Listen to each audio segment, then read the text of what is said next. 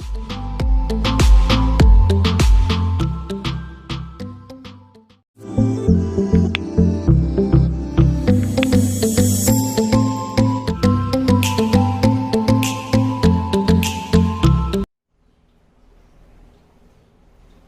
Good morning students, welcome back to mathematics class.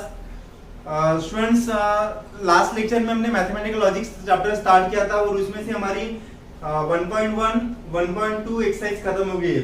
आज के इस वीडियो में स्टूडेंट हम 1.3 स्टार्ट करने वाले हैं। फर्स्ट ऑफ ऑल 1.3 में जो भी हम टॉपिक डिस्कस करने वाले हैं स्टूडेंट्स, क्वांटिफायर क्या होता है, उसके बाद क्वांटिफाइड स्टेटमेंट किसको बोलते हैं, after that what is converse, inverse, contrapositive क्या आता है इंप्लीकेशन में, ये हम देखने वाले हैं। ड्यूअल क्या होता है ये हम देखने वाले हैं। और निगेशन, कोई भी conjunction, disjunction, conditional, bye conditional या निगेशन का निगेशन कैसे निकालते हैं, ये हम आज के वीडियो में हम देखने वाले हैं। तो आज का भी वीडियो वेरी वेरी इंपॉर्टेंट है। आज की इस वीडियो में हम एक्सरसाइज 1.3 देखने वाले हैं। देखो, क्वांटिफाइड एंड क्वांटिफाइड स्टेटमेंट क्या होता है। We know that what is the definition of open sentence.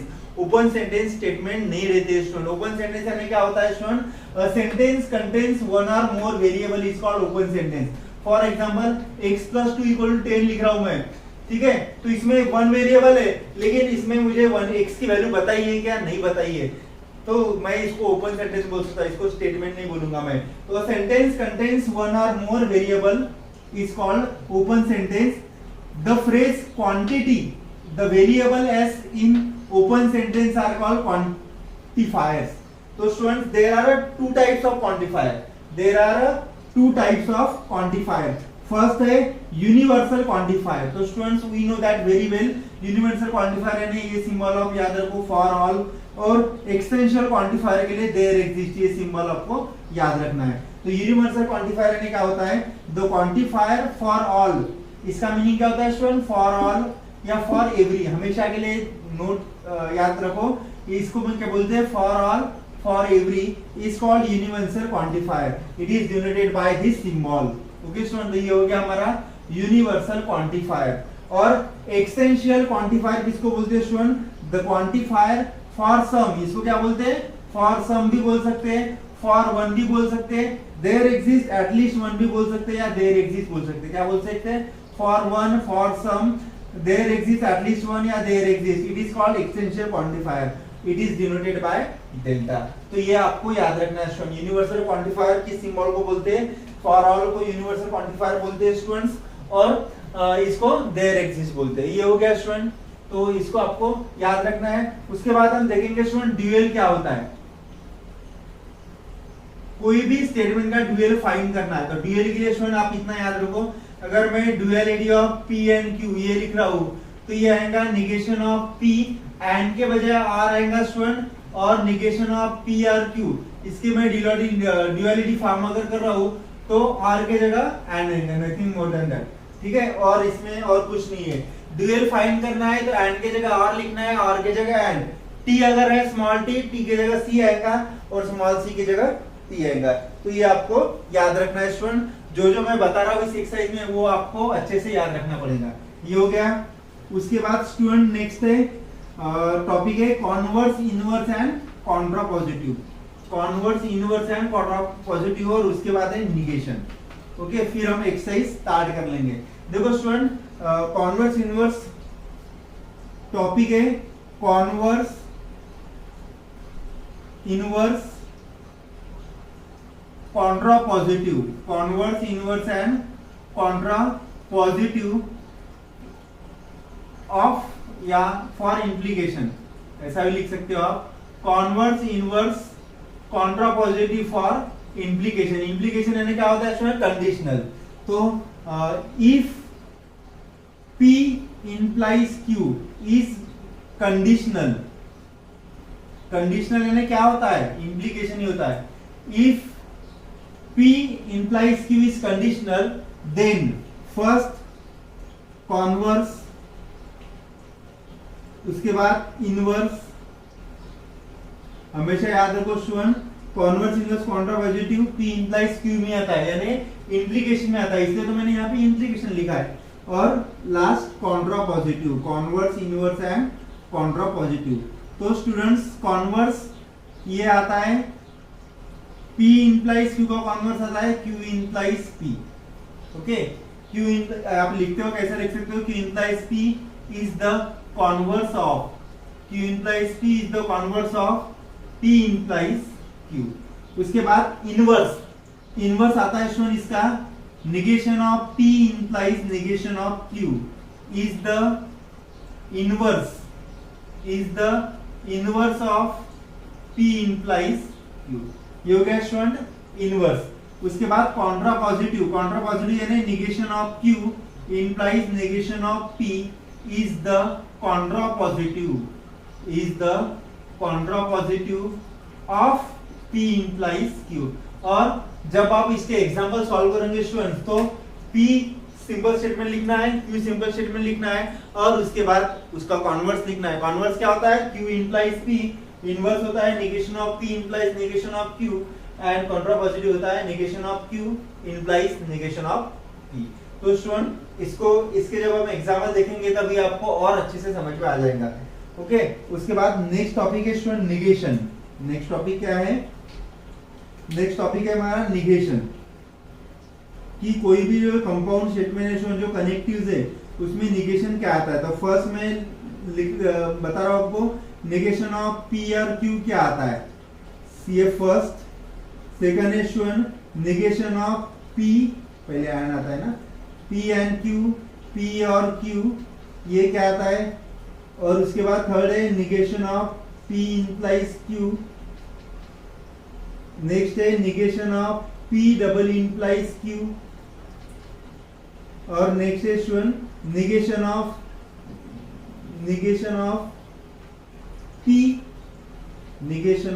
Q, ठीक है, या negation of negation P, negation of negation Q।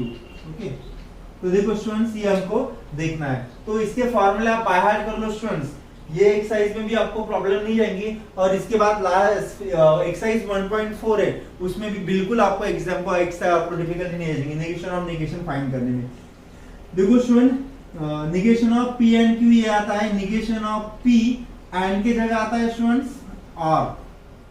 और ये निगेशन ऑफ Q। ओके, यहाँ पे निगेशन ऑफ P और के जगह एंड निगेशन ऑफ Q, इसको बोलते हैं स्टूडेंट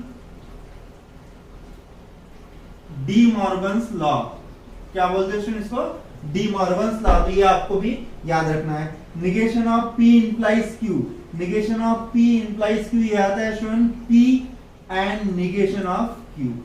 और negation of P double implies Q क्या आता है, ये आता है फर्स्ट ब्रैकेट में, ये एज इट इज लिख लेना आप, P एंड Q एंड की जगह यहाँ पे और आएगा Q and negation of P। ये हो गया students negation of P double implies Q।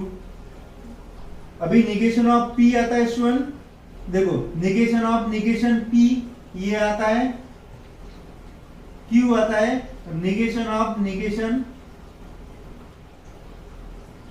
Q ये आता है Q। वैसे ही निगेशन ऑफ T आएगा स्टूडेंट F और निगेशन ऑफ F आएगा P। तो ये निगेशन के आपको याद रखना है स्टूडेंट। और ये इसको डी मॉर्गन्स लॉ बोलते हैं। एंड और को P इंप्लाइज Q आता है, P and negation of Q, double implies यानी P and negation of Q और Q and negation of P। Okay students, तो कॉन्वर्स क्या होता है, इनवर्स क्या होता है, काउंटर पॉजिटिव क्या होता है P इंप्लाइज Q का, ये आपको याद रखना है। उसके बाद निगेशन याद रखना है। क्वांटिफायर, यूनिवर्सल क्वांटिफायर इसको बोलते हैं, ये हो गया मेरा यूनिवर्सल क्वांटिफायर। और देयर एग्जिस्ट यानी होता है एक्सटेंशियल क्वांटिफायर, इसको मैं फॉर ऑल या फॉर एवरी बोल सकता हूँ, इसको for one, for some, there exist at least one या देयर एग्जिस्ट बोल सकता हूँ इसको एक्सटेंशियल क्वांटिफायर को। और ये यूनिवर्सल क्वांटिफायर। और ड्यूअलिटी आपको पता है स्टूडेंट, ड्यूअलिटी यानी एंड के जगह और आर के जगह एंड। ओके स्टूडेंट, तो ये हो गया इस एक्सरसाइज का बेसिक। उसके बाद हम डायरेक्ट एक्सरसाइज स्टार्ट करते हैं, एक्सरसाइज 1.3। इसको आप लिख लो स्टूडेंट, या आप स्क्रीनशॉट भी निकाल के रख सकते हो। उसके बाद देखो स्टूडेंट हम एक्सरसाइज 1.3 स्टार्ट करने वाले हैं। एक्सरसाइज 1.3 में देखो स्टूडेंट फर्स्ट क्वेश्चन क्या दिया है, if a equal to 3, 5, 7, 9, 11 and 12 determine the truth value of each of the following। तो स्टूडेंट देखो यहाँ पे फर्स्ट एग्जांपल है, फर्स्ट एग्जांपल का मैं सॉल्यूशन आपको बता रहा हूं। There exist x belong, there exist यानी क्या होता है student, for some, for only. There exist यानी कुछ नंबर के लिए स्टूडेंट देयर एग्जिस्ट यूज होता है। फॉर ऑल, सभी नंबर के लिए ये सिंबल यूज होता है, ये सिंबल सभी नंबर के लिए यूज होता है, और ये कुछ नंबर के लिए मैं यूज कर सकता हूँ स्टूडेंट। तो मैं देखो x बिलोंग्स टू ये किस नंबर के लिए आएगा स्टूडेंट, देयर एग्जिस्ट, देखो 9 आएगा, 9 माइनस 8 1 होता है, तो मैं यहाँ पे लिख सकता हूँ स्टूडेंट्स, क्या लिख सकता हूँ, देयर एग्जिस्ट, या ऐसा लिख सकता हूं मैं clearly, clearly there exist x belongs to x equal to 9 belongs to a, क्योंकि स्टूडेंट इस 9 के लिए ये कंडीशन सेटिस्फाइड हो रही है, मैं लिख सकता हूं clearly there exist x belongs to a such that x belongs to a such that x minus 8 equal to 0, ठीक है, B satisfied such that x equal to 0 satisfied, so the given statement is, यहाँ पे मैं लिख सकता हूँ x clearly there exists x equal to 9 belongs to a, which satisfied the condition x minus 8 equal to 1, so the given statement, ये condition satisfy करिए student, 9 minus 8 1 होता है, मुझे एक ही नंबर दिखना है क्योंकि देयर एग्जिस्ट है, इसलिए मैं लिख रहा हूं clearly there exist x equal to 9 belongs to a, which satisfied x minus 8 equal to 1, so the given statement is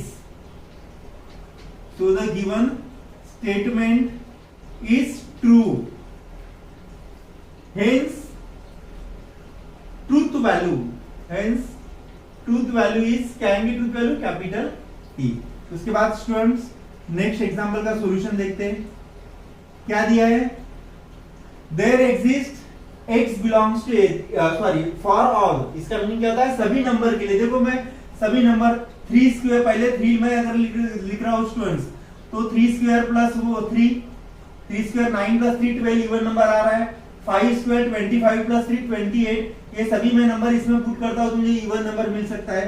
तो मैं यहाँ पे लिख सकता हूँ for each x belongs to a which satisfied, for each x belongs to a which satisfied x square plus x is an even number, सभी number के लिए स्टूडेंट्स ये कंडीशन सेटिस्फाइड हो रही है, इसलिए मैं यहाँ पे लिख रहा हूँ। आप ऐसा भी लिख सकते हो x equal to 3 belongs to a, x equal to 5 belongs to a, up to x equal to 12 belongs to a, which satisfied x square plus x is an even number, therefore yes, so the given statement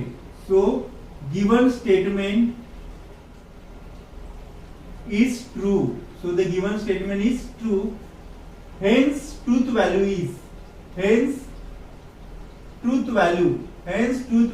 is capital T।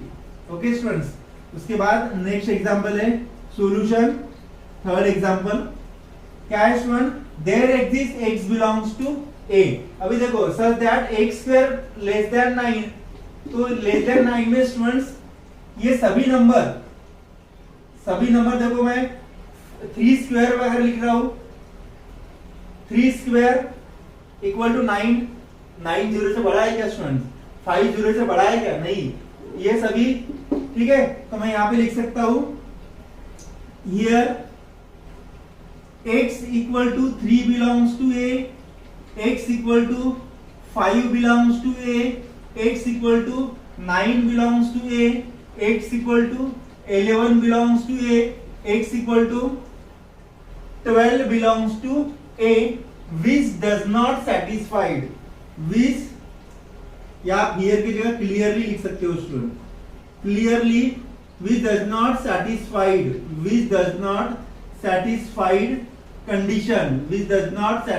condition x square is less than 0, क्योंकि 3 square 9 होता है, 9 0 से छोटा होता है क्या student, नहीं होता है, इसलिए so the given statement is false, and hence truth value, hence truth value is capital F. और ट्रूथ वैल्यू क्या आएंगे स्टूडेंट? कैपिटल एफ आएंगे। ठीक है, इसमें और 3 एग्जांपल है, वो भी हम देख लेंगे। इसको आप नोट डाउन करके रख लो स्टूडेंट्स। देखो स्टूडेंट्स, उसके बाद next 3 questions, question number 4, question number 5 और क्वेश्चन नंबर 6। क्या बोला है student? For all x belongs to a, for all है ये देयर एग्जिस्ट है, for all x belongs to a, x is an even number। तो स्टूडेंट देखो किस नंबर के लिए x इवन नंबर है? सभी नंबर के लिए है क्या students? x belongs to a है क्या इवन नंबर? नहीं है, बस 12 के लिए है स्टूडेंट इवन नंबर, लेकिन 3 के लिए नहीं है ना, 5 के लिए भी नहीं है, 7 के लिए भी नहीं है, 9 के लिए भी नहीं है और 11 के लिए नहीं, क्योंकि ये 8 नंबर है। तो मैं यहाँ पे लिख सकता हूँ clearly x equal to 3 belongs to a, x equal to 5 belongs to a, x equal to 7 belongs to a, x equal to 9 belongs to a, which does not satisfies the condition। कौन सी condition है student? which does not satisfies the condition that x is an even number, x is an even number। ठीक है, क्योंकि 3 even number नहीं है student. So the given statement is false, so the given statement is false, hence truth value is capital F। अगर statement false है तो उसकी truth value capital F। उसके बाद देखते हैं student next example number 5। There exist x belongs to a such that 3x plus 8 equal to 40। किस condition लिए सैटिस्फाइड होती है स्टूडेंट? देखो मैं 9 पुट करता हूं, 9 3 जा 27 प्लस 8 35 होता है। 35 तो बड़ा नहीं है 40 से। उसके बाद 11 की वैल्यू देख लो, बाकी ये तो सैटिस्फाइड नहीं होती है। 11 की वैल्यू 11 3 जा 33 plus 8 41 is always greater than 40, और ये भी हो जाएंगे। मैं यहाँ पे लिख सकता हूँ clearly x is equal to which number? 11 belongs to a and 11 equal to 12 belongs to a। मैं दो ही नंबर क्यों लिख रहा हूँ स्टूडेंट? क्योंकि यहाँ पे भी ये देयर एग्जिस्ट बोला है, कुछ नंबर के लिए बोला है, इसलिए फॉर ऑल में तो सभी नंबर सैटिस्फाई होने चाहिए, अदरवाइज स्टेटमेंट फॉल्स आएगा। Okay, clearly x equal to 11 belongs to a, x equal to 12 belongs to a, which satisfies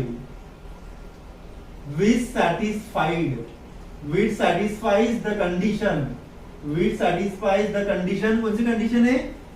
3x plus 8 greater than 40। So the given statement is true। so the क्योंकि there exist बोला है, and hence truth value is capital P।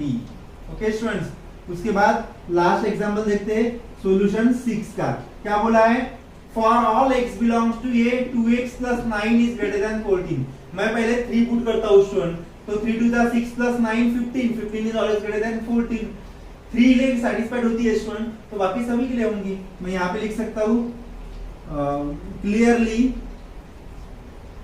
For each भी लिख सकता हूँ मैं, या x equal to 3 belongs to a, x equal to 5 belongs to a, x equal to 7 belongs to a, x equal to 9 belongs to a, x equal to 11 belongs to a, x equal to 12 belongs to a।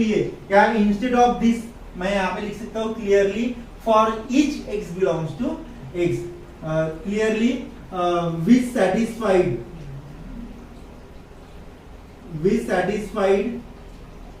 which satisfied the condition। clearly x belongs to a, we satisfied the condition, कौन सी condition students? 2x plus 9 is greater than 14। so the given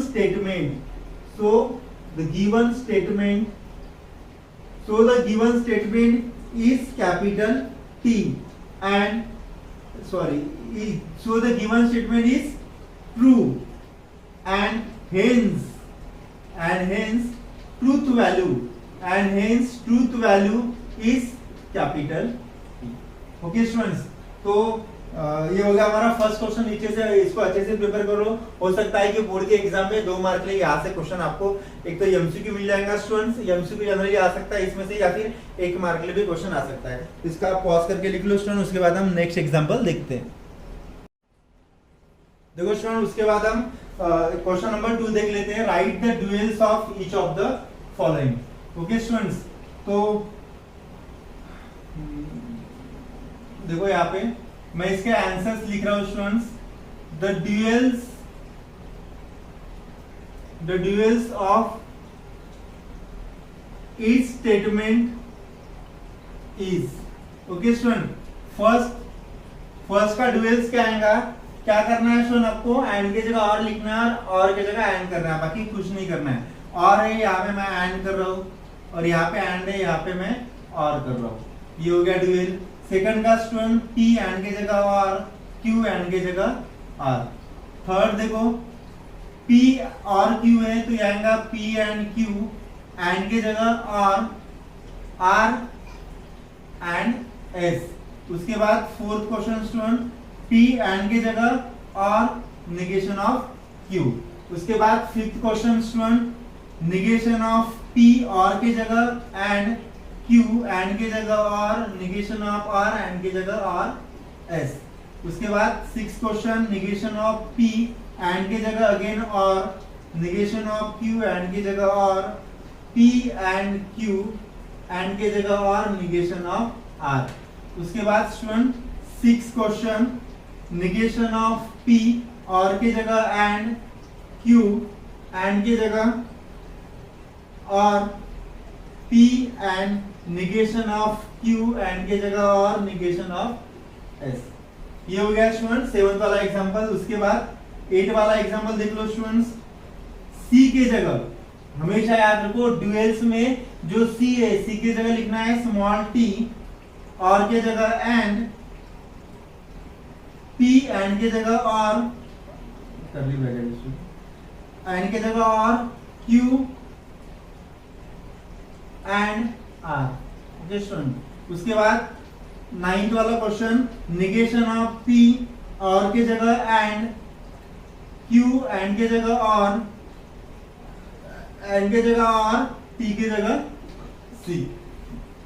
थोड़ा अलग लिखो इसको, small c। Okay, उसके बाद last वाला example P and और की जगह एंड, Q और की जगह एंड C की जगह स्मॉल t। तो ये हो गया स्टूडेंट ड्यूएल्स का क्वेश्चन। ज्यादा डिफिकल्ट नहीं है, हार्डली आपको 1 मार्क के लिए बोर्ड के एग्जाम में आ सकता है। तो इसको आप पॉज करके लिख लो, अदरवाइज स्क्रीनशॉट निकाल के रख लो। उसके बाद हम नेक्स्ट एग्जांपल देखेंगे स्टूडेंट कॉन्वर्स इनवर्स वाला। देखो स्टूडेंट, उसके बाद हम थर्ड वाला क्वेश्चन देख लेते हैं। क्या दिया है given, right the negation of following. Okay students, तो मैं कुछ सिलेक्टिव एग्जांपल आपको बता रहा हूँ, बाकी 2-3 एग्जांपल तो आप कर ही सकते हो, वो आपके लिए मैं होमवर्क करता हूँ। ओके स्टूडेंट, क्या दिया है फर्स्ट एग्जांपल, ये दिया है x + 8 इज ग्रेटर देन 11 और y - 3 इज इक्वल टू 6। तो ये एग्जांपल देखो स्टूडेंट्स। फर्स्ट एग्जांपल क्या दिया है, x + 8 is greater then student. तो स्टूडेंट इसका सॉल्यूशन लिखते वक्त मैं लेट लिख रहा हूँ, लेट p इक्वल टू, क्योंकि ये क्या है स्टूडेंट, ये सिंपल स्टेटमेंट है। कंपाउंड स्टेटमेंट यानी क्या होता है, the combination of 2 or more simple statement. तो मैं p लिख रहा हूँ मेरा x + 8 which is greater then 11 और q स्टेटमेंट लिख रहा हूँ y - 3 इक्वल टू 6। अभी देखो स्टूडेंट, देन इसका सिंबॉलिक फॉर्म क्या आएगा, then symbolic form of given statement, then symbolic form of given statement is, क्या आएगा स्टूडेंट सिंबॉलिक फॉर्म, p और ये r यानी क्या होता है p और q। सिंस अभी मुझे क्या फाइंड करना है स्टूडेंट, निगेशन फाइंड करना है। सिंस निगेशन ऑफ p और q, p और q का निगेशन क्या होता है student, D Morgan's law use करना है। मैंने पहले बोला था कि एंड और r का अगर निगेशन लेना है तो उसको डी मॉर्गन्स लॉ बोलते हैं। तो निगेशन ऑफ p और q क्या आएगा स्टूडेंट, निगेशन ऑफ p और की जगह and negation of q। Okay, ये हो गया स्टूडेंट डी मॉर्गन्स लॉ। अभी इसको स्टूडेंट स्टेटमेंट के फॉर्म में लिखना है, तो मैं क्या लिखूंगा, therefore the negation of given statement is, the negation of given statement is, क्या आ गया स्टूडेंट, इसका निगेशन ऑफ पी और क्यू की आ गया। तो देखो निगेशन यानी निगेशन ऑफ पी क्या आएगा, x प्लस 8 ग्रेटर देन 11 है, इसका निगेशन है, इसको क्रॉस कर दो, एंड ठीक है, और क्या जगह क्या आएगा, एंड q, इसका negation y minus 3 is not equal to 6। इसको मैं ऐसा भी लिख सकता हूँ student, x plus 8 which is less than और इक्वल टू 11, इसको उल्टा कर दो, and y minus 3 is equal to 6 है ना, तो y minus 3 is not equal to 6, equal to है ना एग्जांपल में स्टूडेंट्स, इक्वल टू है, तो ये आएगा इज नॉट इक्वल टू 6। तो ये हो गया स्टूडेंट मेरा फर्स्ट एग्जांपल। इससे सिमिलर एग्जांपल ये है स्टूडेंट, तो ये मैं आपके लिए रख रहा हूँ, सेकंड एग्जांपल होमवर्क दे रहा हूँ। उसके बाद थर्ड वाला एग्जांपल देख लो स्टूडेंट। थर्ड वाला एग्जांपल में क्या दिया है, quadrilateral is a square if and only if it is rhombus. तो स्टूडेंट मैं थर्ड का सॉल्यूशन बता रहा हूँ आपको, ये तो मैंने होमवर्क दे दिया आपको। थर्ड का सॉल्यूशन देखो, लेट P क्या आएगा मेरा स्टूडेंट, इस कंपाउंड स्टेटमेंट में क्वाड्रिलैटरल इज अ स्क्वायर, ये आएगा मेरा quadrilateral is a square, quadrilateral is a square. और Q क्या आएगा स्टूडेंट मेरा, इट इज अ रोम्बस, तो मैं यहां पे ऐसे लिख सकता हूं, क्वाड्रिलैटरल या it is rhombus, it is a rhombus, quadrilateral is a square, Q it is a rhombus। तो स्टूडेंट्स मैं यहाँ पे सिंबॉलिक फॉर्म लिखूंगा इसका, then symbolic form of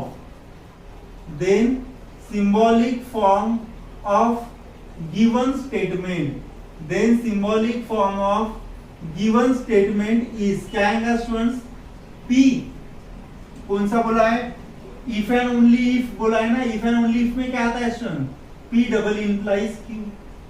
okay students, तो अभी मुझे क्या लेना है, इसका निगेशन लेना है। तो since negation of P double implies Q क्या आता है student, first we know that what is the negation of P implies Q, ये आता है students P and negation of Q और Q and negation of P, ये आता है स्टूडेंट। तो इसको सिंबॉलिक फॉर्म में आपको लिखना है, सिंबॉलिक फॉर्म में इसको लिखना है। तो क्या आएगा students, therefore the negation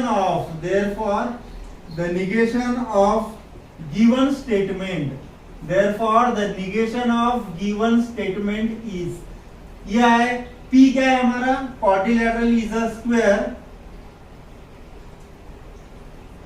quadrilateral is a square and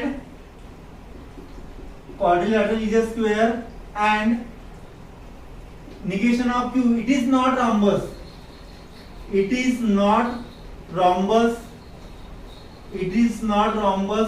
उसके बाद ये क्या आएगा स्टूडेंट्स, और Q क्या है मेरा, और इट इज अ रोम्बस है, तो मैं इसकी जगह क्वाड्रिलैटरल लिख रहा हूँ students, quadrilateral is a rhombus, और quadrilateral is rhombus,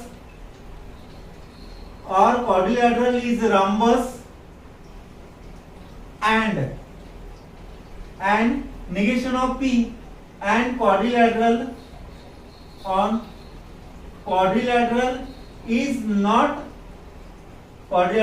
not a square, and quadrilateral is not a square।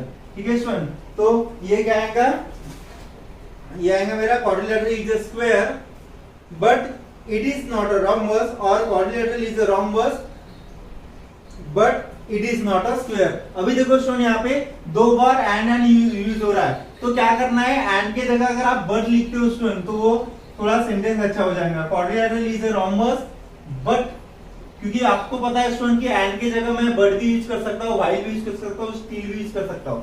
Quadrilateral is a rhombus but it is not a rhombus, और quadrilateral is a rhombus but quadrilateral is not a square. तो यहाँ पे आप but लिख सकते हो student. तो ये हो गया हमारा एग्जांपल नंबर 1, एग्जाम्पल नंबर 3। उसके बाद हम फिफ्थ वाला एग्जांपल यहाँ पे लिख लेते हैं स्टूडेंट। इसका आप पॉज करके आप लिख लो।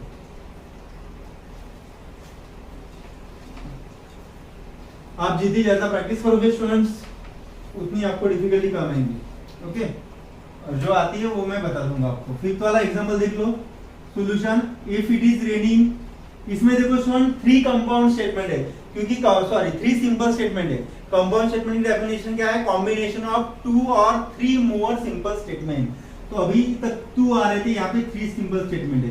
कौन सा है? फर्स्ट है स्टूडेंट, इट इज रेनिंग, एक ये है। क्यू क्या है students? We will go. P Q और मैं आर थर्ड स्टेटमेंट लिख रहा हूं स्टूडेंट। आर, वी प्ले, यहाँ पे प्ले है तो वी प्ले लिख सकता हूं ना स्टूडेंट। We play football. तो then symbolic form of given statement, then symbolic form of given statement is क्या आएगा स्टूडेंट? देखो if then है ना, तो क्या है ये? क्या आएगा student? P implies we will go यानी Q and play football यानी ये आएगा स्टूडेंट। ओके, अभी इसका negation, hence negation of P implies Q and R। तो फर्स्ट आपको पता चाहिए स्टूडेंट कि P implies Q, इसका निगेशन क्या होता है? ये आता है P and negation of Q। वैसे यहाँ पे लिखना है स्टूडेंट्स, क्या आएगा? P and negation of Q नहीं आएगा, क्योंकि Q की जगह ये है Q and R। इसको और मैं निगेशन अप्लाई कर सकता हूं, P and negation of Q and की जगह और negation of R। D Morgan's law मैंने यहाँ पे यूज किया। Therefore negation of given statement is क्या आएगा student? P। What is P? It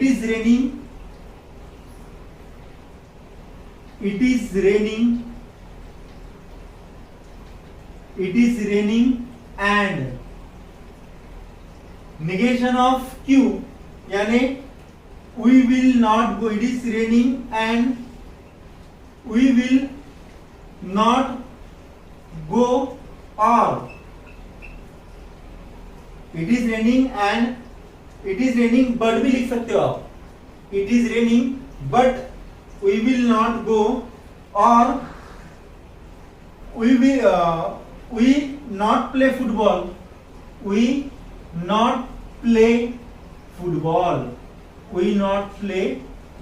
आप ऐसा भी लिख सकते हो, या instead of and we have to write but, आप बट भी यूज कर सकते हो students. It is raining but we will not go, और we will not play football, या एंड भी लिख सकते हो। तो ये हो गया स्टूडेंट एग्जाम्पल नंबर 5। इस एग्जाम्पल में students I think 9th example है। 9 में से मैंने आपको 4 एग्जाम्पल बता दिए। बाकी एग्जाम्पल में आपके लिए होमवर्क रख रहा हूँ, ये आपको सॉल्व करके आपको ग्रुप में भेजना है। उसके बाद हम एग्जाम्पल 4 देख लेते हैं स्टूडेंट। इसको आप लिख लो, बाकी होमवर्क भी आप सॉल्व कर लेना। देखो स्टूडेंट, उसके बाद लास्ट क्वेश्चन है इस एक्सरसाइज का 4th वाला। Right the converse, inverse and contrapositive of the following statement. तो स्टूडेंट फर्स्ट है, if x is less than y and x square is less than y square, और ये दिया है x and less than x। तो student first का solution आपको बता रहा हूं, क्या दिया है? If x is less than y and, यहाँ पे एंड नहीं होगा स्टूडेंट, देन होगा। यहाँ पे एंड बाय मिस्टेकली मैंने लिखा है, क्योंकि इम्प्लीकेशन की क्वेश्चन आते हैं ना, यहाँ पे क्या चाहिए? देन चाहिए। Then x square is less than y square, ये है स्टूडेंट। तो फर्स्ट मुझे क्या फाइंड करना है, कॉन्वर्स फाइंड करना है, कॉन्वर्स। उसके बाद फाइंड क्या करना है स्टूडेंट, इनवर्स फाइंड करना है। उसके बाद फाइंड क्या करना है, कॉन्ट्रा पॉजिटिव। ये क्वेश्चन स्टूडेंट बोर्ड के एग्जाम में 3 मार्क के लिए आता है, तो इसको अच्छे से प्रिपेयर करना है आपको। ओके, तो कॉन्वर्स देखो स्टूडेंट्स, कॉन्वर्स आएगा इफ, कॉन्वर्स क्या आता है, P इंप्लाइज Q का। इसको आप सिंबॉलिकली फॉर्म में लिख दो। पहले आप P, चलो सिस्टमैटिक बता रहा हूं मैं आपको। पहले P कंसीडर कर लो स्टूडेंट, उसके बाद Q कंसीडर कर लो। तो मैं देखो यहाँ पे बता रहा हूँ, लेट P क्या है मेरा, x is less than y, Q क्या है, x square less than y square. Then symbolic form ऐसे लिखना आपको, then symbolic form of given compound statement, symbolic form of ऐसे लिख सकते हो, given statement is, symbolic form क्या आएगा स्टूडेंट इसका, P इंप्लाइज इफ देन है ना Q, P इंप्लाइज Q। अभी इसमें first we have to find converse. Converse क्या आता है, P इंप्लाइज Q का, ये आता है स्टूडेंट Q इंप्लाइज P। तो Q implies P is the converse, Q implies P is the converse of P implies Q। Therefore अभी इसको सिंबॉलिक फॉर्म में लिख दो, दैट इज Q क्या है मेरा, x square less than y square and, तो यहाँ पे पहले इफ आएगा स्टूडेंट क्योंकि इंप्लीकेशन है, if x square less than y square then P x square less than y। Okay students, उसके बाद इनवर्स, इनवर्स क्या आता है स्टूडेंट, ये आता है negation of P implies negation of Q is the inverse of P implies Q। तो student इसको किस फॉर्म में लिख दो, इफ इसका निगेशन ऑफ P, इसका निगेशन क्या होगा स्टूडेंट, इसको आप ऐसे लिख सकते हो, देन निगेशन ऑफ Q, इसको भी आप ऐसे लिख सकते हो। ओके, या फिर दैट इज करके मैं ये भी लिख सकता हूं, if x is less than और equal to y then x square is greater than और इक्वल टू y स्क्वायर, ऐसे भी आप मैं लिख सकता हूं स्टूडेंट। ठीक है, उसके बाद इनवर्स के बाद क्या रहेगा, अभी Contra positive, Contra positive. Okay students, तो कॉन्ट्रा पॉजिटिव क्या आता है, इसका P इंप्लाइज Q का, negation of Q implies negation of P is the contrapositive of P implies Q, that is लिख दो इसको स्टेटमेंट के फॉर्म में, negation of Q यानी x square y square if करके आएंगे ना, if x square plus y square then negation of P x less than y, that is, और आप इसको ऐसा लिख सकते हो, that is if x square is greater than equal to y square then x is greater than equal to y। दोनों में से एक आप लिख सकते हो स्टूडेंट्स। तो ये हो गया फर्स्ट एग्जांपल, इसको अच्छे से प्रिपेयर कर लो स्टूडेंट, उसके बाद हम नेक्स्ट एग्जांपल देखते हैं। ठीक है, कुछ डाउट्स आता है तो फिर आप मुझे पूछ सकते हो, इसको आप नोट डाउन करके रख लो स्क्रीनशॉट निकाल के।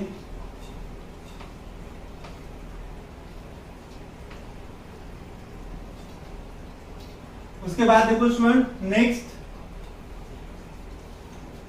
नेक्स्ट ये एग्जांपल, इसका सॉल्यूशन बता रहा हूं स्टूडेंट मैं, if surface area decreases then pressure increases. तो इसमें P क्या आएगा मेरा, P आएगा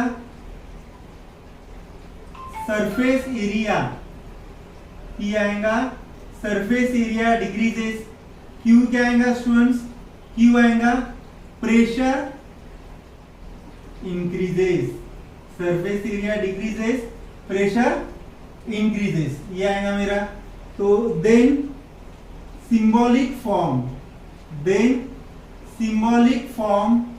of given compound statement, symbolic form of given compound statement is, क्या आएगा स्टूडेंट्स, P इंप्लाइज Q, यही आएगा इफ देने तो फर्स्ट मुझे क्या फाइंड करना है, कॉन्वर्स। कॉन्वर्स क्या आता है स्टूडेंट, P इंप्लाइज Q का, Q implies P, Q implies P is the converse of P implies Q। इसको स्टेटमेंट में लिख दो, दैट इज Q यानी प्रेशर इंक्रीजेस, इफ आएगा ना, इंप्लाइज है तो if pressure increases, if pressure increases then P surface area decreases, then surface area decreases। ये फर्स्ट हो गया स्टूडेंट्स। उसके बाद converse,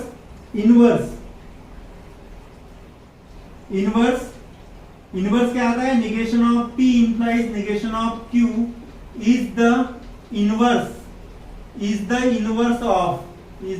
of P implies Q। इसको भी स्टेटमेंट में क्या आएगा student, if negation of P यानी इसका negation, if surface area are not decreases, if surface area are not decreases implies यानी then negation of Q, then pressure not increases, negation है, then pressure not increases। ये हो गया student inverse.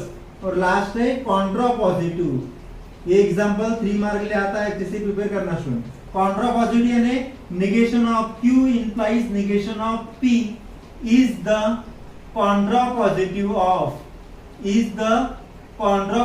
of P implies Q। So that is if negation of Q यानी if pressure does not या pressure not increases, if pressure not increases then surface area, यहाँ पे area चाहिए student, then surface area are not